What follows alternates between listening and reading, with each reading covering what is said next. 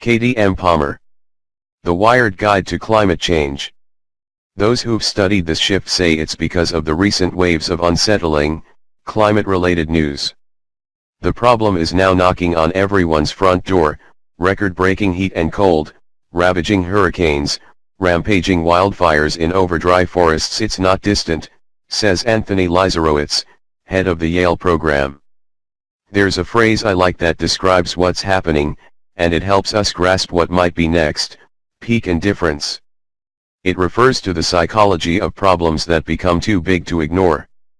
Peak indifference is a coinage of the sci-fi writer, blogger, and activist Cory Doctorow, who is, full disclosure, a friend. You can think of it this way: often, when society is facing a problem that's terrible but slow-growing, we ignore it. We're indifferent to the problem. Climate change isn't the only example. Think of digital privacy or income inequality, but it's perhaps the toughest to crack. The psychologist Robert Gifford once enumerated the 7 dragons of inaction on climate, from ingrained habits, car culture, to lack of trust in, say, scientists, to numbness, statistics overload. As the crisis grows, our indifference grows too. You divert your energy from convincing people there's a problem to convincing them there's a solution.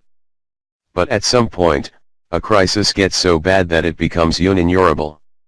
Our indifference reaches a peak, begins to decline, and panic emerges. This could describe what we're now seeing in the climate polling.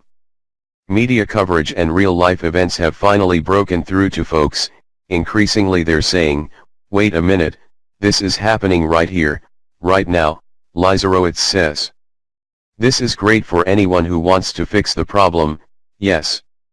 Society is finally ready. But Doctorow's theory also predicts another psychological hazard: when we ignore trouble for so long, we can slip quickly into nihilism.